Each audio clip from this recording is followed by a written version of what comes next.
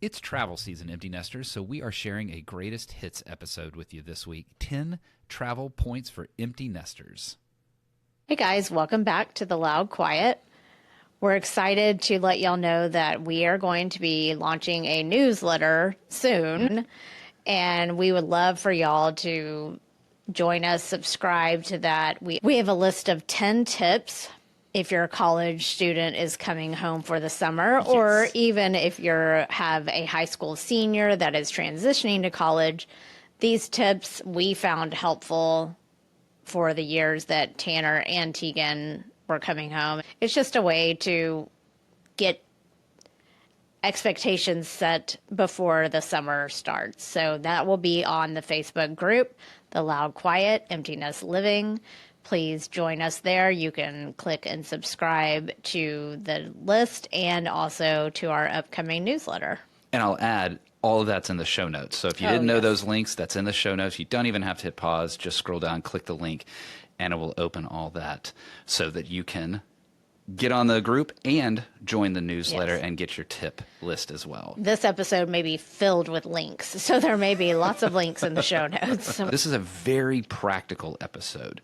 This is one where we're going to share with you 10 tips that are inspired by our trip to Germany that help really make that trip something amazing, efficient, easy. Pick your word there. Not only, though, for Germany, a lot of these will be applicable to any of your travel inspired by Germany. 10 for us. travel tips. 10 travel tips. Tip number 1, finding flights. So assuming that you're going to go somewhere that involves a plane, that can have a lot of complexity, especially when you're dealing with international travel, and especially when someone in the household has a specific set of conditions for how those flights need to take place. I have said it before, and I will say it again. I like to fly where you can lay down. That's right. And that is typically business class. So, That's right. yes. And when we are going on these flights across the ocean, especially because when you get there, you want to be rested because that's the day that you have to stay up and be doing things. Well, let's use that to talk about finding flights. So yes, and all joking aside, I certainly love business class as well. Stay tuned because tip 2 is going to show you a few things on how you actually can get access to business class. This right here is how do we go about finding flights? That can be incredibly complex when you think to yourself, I just want to go to Germany. Well, Google Flights, if you aren't already using that, is an incredibly helpful tool, allowing you not only to put in, hey, I want to go to this city or that city, but you can actually put in, I just want to go to Germany for a 10-day trip. I want it to be in business class, and it will give you some significantly wide open options, including you go into Frankfurt, you leave from Berlin, you come into Hamburg, you come out of Munich. Do you put your dates in there as well, or is it just... Typically it's a month, but you would put, you might start with June, and then it gives you, and you say, hey, I want this to be a 10-day trip. Half of the challenge of getting across the pond is just figuring out into which cities you're going or which cities you're going through, because most of the time you're probably not going to find a nonstop flight to where you want to go, especially when it comes to points. And this gives you, for example, our flight to Germany, we flew through Charlotte to get to Frankfurt on American Airlines. And on the way back, we flew Iberia Airlines from Munich through Madrid back to DFW. All of that gives you that flexibility inside of Google Flights. Yes. I am not the flight finder in our family, and the children know that because when they are trying to work the magic that their father does, they call him. So there are a lot of spreadsheets involved. I think if there was one thing that two things that I'd want people to hear, it'd be use Google Flights and be flexible. Be flexible not only with where you're starting from, but where you're going through. And it's easier to be flexible in the empty nest. You know, sometimes you have things that children have to be back for, you know, in the earlier years. But now, yes, we had so much flexibility. Point number 2, points for flights. So while I would love to tell everyone here that we are just paying for business class and we are just throwing all those funds out, actually what has worked for our family well is using points. What I want to talk about is how do you find flights that use points, because that's really hard to find these days. It used to be super available, and now it's not, especially if you went business class. And the first thing is be flexible, just like you were saying there. Your gateway city may be different, your timing may be different. And here's a website for you, pointsyeah.com. And I use the free one. Their paid one is fantastic too, but the free one worked for us. You put in the destinations that you want to get to and from, the dates that you want to do it, and just put an alert there. Hey, show me when business class seats show up. And over time, eventually I got an email that showed us that, hey, guess what? There's business class seats available from DFW to Frankfurt, and here's how you can make it happen. And when you were talking about the way to earn points, you know, it used to be just you had to fly everywhere. Now there's credit cards, all kinds of things, incentives. And the points guy is very good about breaking down how you can earn these points. He also goes into how to use them, but he does a daily newsletter about the best credit card to do and breaks it into even age groups. And That's right. if this is your first credit card and you love to travel, get this one. He's very good, thepointsguy.com. He is actually the one that inspired me to choose the business credit card that we have chosen that allowed us to use the points on this trip. So I can say that this trip specifically was made possible by what I learned from him. So you can use points from one airline to transfer to another. And that's where I would say, beyond what we're going to tell you here, go out there and learn from Points Guy. As an example, using this for inspiration, it won't be available forever. They've actually gotten rid of it. We had Amex membership rewards points. I transferred those to Hawaiian Airlines. I then transferred those Hawaiian Airline points to Alaska Airlines. I then booked an American Airlines flight using Alaska Airlines points. That's a lot of steps. And those steps allowed us to use a much lower amount of points for business class. And you do have to be careful when you're doing that. Make sure you read all of the refund. What can I do with these points if something happens and I can't use them? Because there are a lot of stipulations around them. And also, if you don't want to take the time to do this, there are now consultants that will do these things for you. They're out there. This has become a business of people. Yeah. I mean, you could do it. Oh, I would never want to. I do it for us. If you need help, reach out to Rick. And he will point you to a paid He charges a small fee. Oh, I'm charging like $1,000 an hour. I don't want to do this for anyone else. I'm very selfish. But there are different options out there if you don't want to dig in and try to learn to do all of it. Now, tip. Alaska Airlines has phenomenal redemption rates on partner airlines. That's the reason that the points were so low, because Alaska and American have a partnership. It would have been more points had I booked it through American Airlines. That flexibility was there. Point number 3, maximize those long layovers. We had the opportunity to, and we talked about it in the last episode, that we got to meet an old friend of mine in Charlotte on a beautiful day, because we had 8 hours, whatever the timing was there in Charlotte. And so we went into the city, we had a meal, we enjoyed that. I think a lot of folks don't realize you can leave the airport and it's a fine thing to do, especially if you check luggage. This is one of those times that checking luggage is in your advantage. We just had our backpacks, we rented a car and threw it in the trunk of the car. And I would say if you have TSA pre-check, because if we would not have had TSA pre-check, I don't know that we would have. I mean, the TSA pre-check line back in Charlotte was huge. It was about a half hour getting through that. Be smart about it. Yes. If you have 2 hours. Because you have to go back through security, obviously, because you've left the airport. And this only works in certain countries that are visa-free for the U.S. Don't try to do this in China. Don't try to do this in a country that requires a visa. But in a country that doesn't require a visa, for example, on the way back, we had 5.5 hours layover in Madrid. Well, we could sit in a lounge. It was a nice lounge. or we could bust out and head into the city. Now, to do that when you don't rent a car, keep in mind that at most train stations in Europe and in some airports, and in this case it was the airport, they have luggage storage. So for a fee, we were able to leave our carry-on luggage there at the Madrid airport and travel into the city, wow, with a credit card in our pocket, right? It was the most mobile that I think we've been. And so maximizing those layovers, in fact, even maybe choosing to have that long layover, you can enjoy a city for free. Yeah. So now that we have our flights set and everything set, then we come to point number 4, which is where I come in. And that is using technology to plan your itinerary. So as soon as I knew the cities that we were flying in and out of, because we had something that drove, okay, we're flying into this city and we're flying out of this city, then I could go and say, okay, Google, just Googled, what are the top 10 things that I need to see while in Germany? And so then from that list, I pulled the area of the country that we were going to be in. And then from the big cities that we were going to be in, I pulled what are day trips from each of these cities.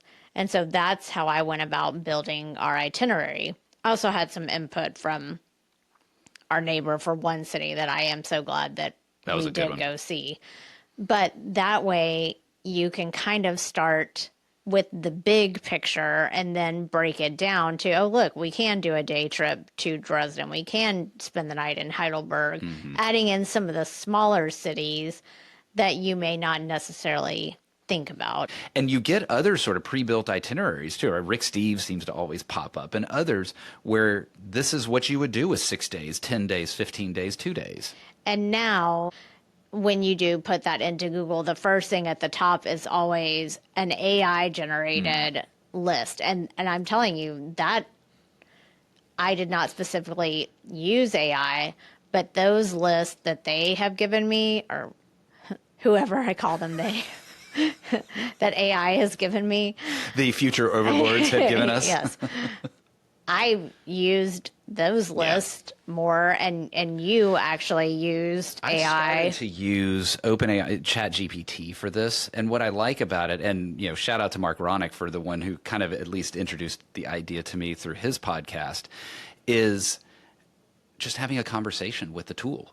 And I think we both, you did it through ChatGPT. I just did it through Google, said we have 5 hours in Madrid. Yeah. What should we do? And we got the same results, and that's what we did, and it was perfect. It's a good double confirmation that we Yeah. had the right things. I don't want to leave this point without saying about the travel agents. If you are not comfortable with that kind of travel planning, the beauty of a travel agent is they can craft something amazing for you. They'll find that boutique hotel. They'll find that interesting trip to do or city to do. I know my brother and sister-in-law did a trip last summer where they were going to Europe. One of them had never been, their child had never been. They wanted to hit several countries. And so, yes, they had a travel agent build it because I could see how that would be just too overwhelming. So now that we have all these places to go, We have to get how there. we get there. Point number 5, rail passes. And this is something that I did back when I was 1995, a backpacker in college, the Eurail pass. And in Europe, there's also in-country passes. We did this, though, in Japan. This is not exclusive to Europe or Germany or anything like that. We did the JR pass there. Have a look at where you're going and see if a rail pass makes sense. We did one that was 7 days, non-consecutive days. That helped reduce the cost. The beauty of the travel pass is the flexibility that it gives you. And when I mean flexibility, I mean literally if it's part of the pass and you've activated that day, you can write on any of the things that are included in the pass. Couple of caveats here. We did the Germany rail pass, so we were only one country. It does not typically cover the subways inside a city. There's a day pass that you can buy for that that's super cheap. Sometimes there's even a group pass where 3 of you can be on the same pass together. As far as your long distance and a lot of your regional train trips, it was included. And our trip to Austria was included in that. You would think that that is a second country. It wasn't, because that town, Salzburg, is considered a border town. In a case like that, do pay attention to which train services are included. There was one particular private train operator that was not included in the past. All of that is in the documentation. Just be aware that you need to, if you're doing something that's a little quirky like leaving the country, check to make sure that that specific private train is included. So now that we've got how we're getting to these cities, what do you do when you get to these cities? We've done a lot of logistics, but that's not what you do. So point number 6, walking tours. And you don't have to do walking tours. They have bike tours, they have bus tours, but we love a walking tour. We started doing these years ago in the cities that we were visiting. These walking tours, especially when you do them the first day or the next morning that you've arrived to a city, just let you get oriented to the city itself and learn about the city, where you are, what happened there. And a lot of times the guides will give you restaurant recommendations. Hey, go check out these museums, tell you which museums are free, which a lot of museums are free. And which day they might be free and which day they're like, there's so much insight. And we did 3 different walking tours in the highlighted cities that we went to. All excellent. All excellent. I don't think we've ever had a bad experience except for one when the person didn't show up. So, but that happened in Japan. You can do private ones, which would just be your twosome or foursome. But then we like the groups usually because they're not huge. The biggest we've had is maybe 30? Maybe. And that's on the big end. It's usually in the teens. Yeah, it's usually between 12 and 15 or something like that. Yeah. But these were so inexpensive, and I don't know if it was because of the time of year we were there. I don't know, but they were all full because sometimes you think, are we going to be the only ones on it? No, everyone they were full. I think the one in Berlin, which was 3.5 hours, we paid $25 a person. And the amount of things we learned, and you just, it also, you're getting out, you're walking, and some of them are, we probably walked you have 3.5 miles that day. So you do have to be able to handle it. So the top 3 that I love are Viator, Get Your Guide, and TripAdvisor. I don't necessarily go to those sites. I just put in, I want a walking tour of Berlin on this date, and it will pull up, and all 3 of those will always come up, and all of these links will be in the show notes. And then it breaks down exactly your itinerary, where you're meeting, so you can see how to get to your hotel, to and from your hotel. The other type that we love to do are the food tours. Oh, yeah. Which we have done in New York and New Orleans. And they have been great. We haven't done any in Europe because that was kind of a newer thing to me since we've been to Europe. And I don't think we didn't do one in Japan. The reason why either. we don't do them overseas is a lot of times we're in a city that we haven't been to before. So the walking tour is how we kind of get the overview. Yes. Whereas New York, we've been to before. New Orleans, we've been to before. And so now let's go one layer deeper. Yeah. That walking tour is great for your entrance to the city. And the food tours are excellent. And yes, they did. In Munich, there was a big one that people loved, but it was a beer and food tour. Well, I don't drink beer, so to me, that's a waste of money for me.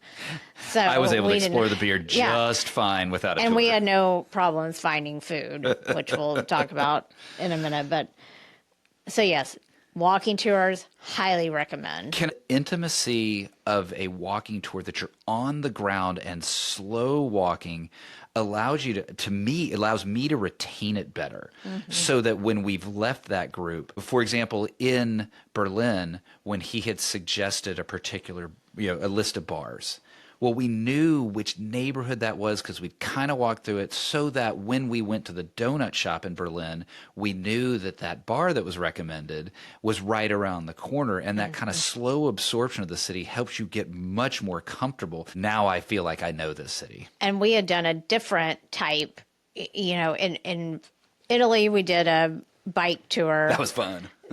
when we got to Berlin, we did a boat tour, and we had never done one of those. And that was really interesting because it gave us a very highlight. So then the next morning when we did our walking tour, we were like, oh, okay, yes, he mentioned this on the boat tour, but then Quincy, our guide, went way more into detail than. So there's all kinds of different tours out there I would highly recommend. Point number 7, apps for getting around. When you're in a city, now this is so different than when I was the backpacker. We talked about that. Or when you were studying abroad, right? You'd have to look at city maps. You would go to the concierge at a hotel and they'd highlight where to walk on that map that they'd give you. I know this tip is going to sound very familiar to a lot of folks, but it's going to be new to some, and that is use Google Maps on your phone. It shows you how to walk to the beginning of that tour. If you're at a hotel and you don't know how to get to that tour, it'll show you how to walk there. And let me point, it gives you, like, if you're standing and you turn, it's like, no, go back to that direction. It has a compass inside of it that it knows where you're at. And this time, and I'm sure it's been that way, this is the first time I've noticed that if I put it in my pocket, because I kind of know what we're doing, it buzzes me if I've hit the intersection and it's time to make a turn. So you can pull your phone out and go, which way am I making? Because I just got buzzed. I noticed that in New York when Tegan and I were there. It also, at a click, allows you to then click the public transportation option. So you can see, do I want to do the 20-minute walk or do I want to do the 10-minute tram ride? And you can compare it so easily. That really has simplified things for getting around that didn't used to be the case. Now, I do want to stop and talk a little bit about shared rides. Uber and Lyft are common in some cities, but not common in a lot of it. So one app specifically that I want folks to know about in Germany, I believe it's in other places as well, is Free Now. You book taxis with it, but you get an Uber-like experience. So it's prepaid. You don't have to worry about, is this taxi driving me all over the place? No, you can get a fixed rate. Google, what are the shared ride apps in my country? Don't assume that it's Uber and Lyft, because in a lot of cases it wasn't apps. And also, you found that if you booked your taxi, it was a cheaper rate than... It was. And it was also just easier to know that it was there. And we had an early taxi one morning, and so it was nice to know that it was pre-booked and available. Yeah. And they were all there on time. We didn't have any issues with transportation at all. So those of you who know us, like I've already talked about, we love food. Yes. What? Us? So what I've started doing is point number 8. What food is this city known for? Brilliant idea. And that is what I type into Google. What food is Heidelberg known for? And I'm going to use Heidelberg as our example. We would never have known this. No. Heidelberg is known for these little, they're like raviolis. Kind of fried ravioli-ish. Yeah. Right?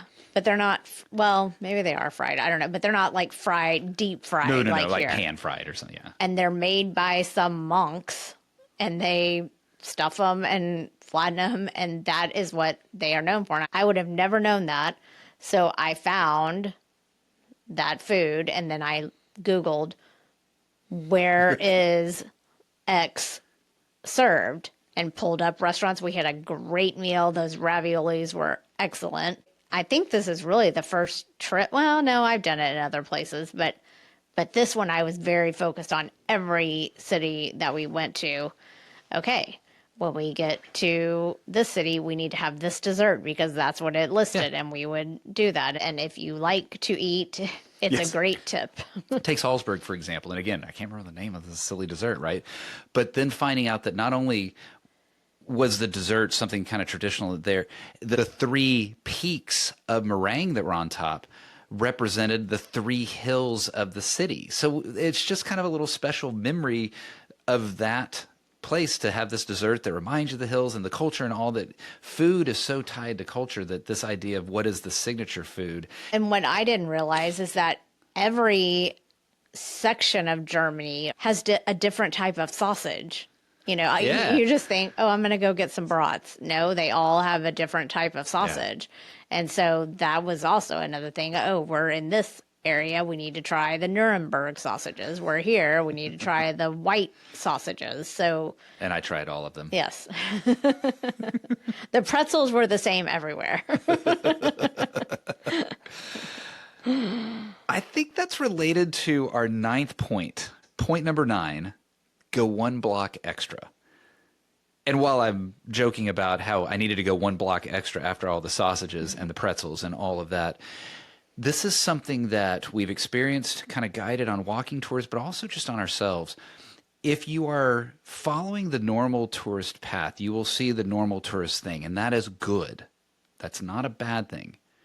But you're missing out, and it is amazing what happens if you just go 1 block extra, 1 block off the beaten path. What you see there can be amazing. When we did it in Venice, Venice is just so crowded, and there's this, certain arteries that are just filled with people. But we just walked 1 block away from that, and it was silent. And you saw things and experienced things that you wouldn't have otherwise experienced. And our tour guide in Salzburg actually said when we were on our tour, he said, if you go 1 street over, that's the non-shop touristy street. And so we did. When we left that afternoon, we went and walked down that street. And yes, there wasn't a single store on that street. And you got more of a feel of what the living situation was. And also the hike that we did too, and it was again the guide. So back to the walking tours, folks. Point number 6. If you skipped ahead to this one, go back to 6. Listen to it. The guide pointed up, and Salzburg has this huge sort of cliff, and the things that are the fortresses and other elements that are on top of that cliff. And he pointed out 2 sides of it and said the hike that is back there is really neat. Well, we did. We went up there, and man, you go uphill a lot. It seems like all we did was go uphill. That hike, though, took us where in a city that is as crowded and as touristed as Salzburg is, we were very frequently the only people within sight, within hearing, and it gave phenomenal views. And had we not gone that 1 block extra, we wouldn't have had that experience. And also make sure they're okay to be on the off the beaten path. I should, and this is related to the next point, but I do want to point out that all of our tips are simply our personal experiences. Take all of these one with a grain of salt and at your own risk level, right? We're certainly not legal experts and we're not financial experts, and keep that in mind as you are considering these tips. Make sure that you use your own common sense and good judgment as you're approaching them. Point number 10, ATMs, or maybe more generally, I'd say how best to get cash. Because in a lot of cases, and certainly we used Apple Pay, we used our credit cards all over Germany. There's a lot of cultures, Japan being one of them, where it is a cash-heavy culture. And there were a lot of situations, even in Germany, where it was cash only. And then honestly, sometimes it's just simpler. It's just simpler to pull out a bill or a coin than it is to pull out your credit card. Yeah, not like we live here, because I don't ever have cash. I think it's a great point. Like, this is something that is unique to travel, because I have carried the same $10 bill in my wallet for probably 8 months because I don't use cash. Right. ATMs frequently are going to be your best exchange rate. However, this falls apart in a massive way when it comes to ATM fees. So, if you have a bank that rebates your ATM fees both on your domestic side and the overseas ATM, that is your best way to pull this off. And I'm going to mention one we're not sponsored by, but it is commonly mentioned in the travel groups that I'm a part of, the Charles Schwab checking account. I'm not talking about investments, but the Charles Schwab checking account.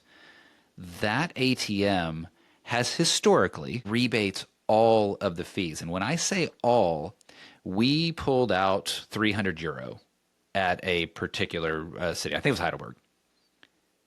It was a $13 total fee that was refunded. That $13 would have absorbed any of the exchange rate gain that we got to the ATM, but it was refunded. So you get the best rate and you get the ATM fee coming back. You're going to have to make sure that you're going to a bank ATM, not the currency exchange ATM, but it's not hard to figure out what are the major banks inside a country. So again, if you have questions about booking flights or pulling out money. God, I got really serious there. What the heck's wrong with me? I guess because those are the things that you get excited about. I don't think And excited's the right word. It just makes me feel secure knowing that we've got the best thing happening. and you give that tip to everyone we know that is traveling, that yes. So. You've got to watch those international transaction fees. Both, and hey, you know what? Bonus tip: make sure your credit card that you're using does not have an international transaction fee. Many do not. Many do. So make sure, because that's an automatic 3% penalty or higher. Yeah, just check all your things before Check all your things. There's the bonus tip. check all the your things. There's a lot of stuff to check. And for you and me, we have traveled a lot, but there are some people our age that have never left the US. And Yeah. so it can be daunting. So just make sure you take the time to read everything about what you're signing Yeah. up for. And all joking aside, reach out to us directly. You can email us at theloudquietpod@gmail.com if you have any travel questions. I'd be happy to help at least point you in the right direction. No, I will not be your points consultant. So those are our 10 tips. I hope you've enjoyed hearing them and hope that maybe some of you will put them to use. If you guys have anything that you'd like to add, if you have tips about travel that we didn't highlight, or any other just fun ideas or tricks that you know of, please reach out to us at the Loud Quiet Empty Nest Living on our Facebook group. And we'd love to hear from you guys. Yeah. So thanks again for joining us on another episode of The Loud Quiet.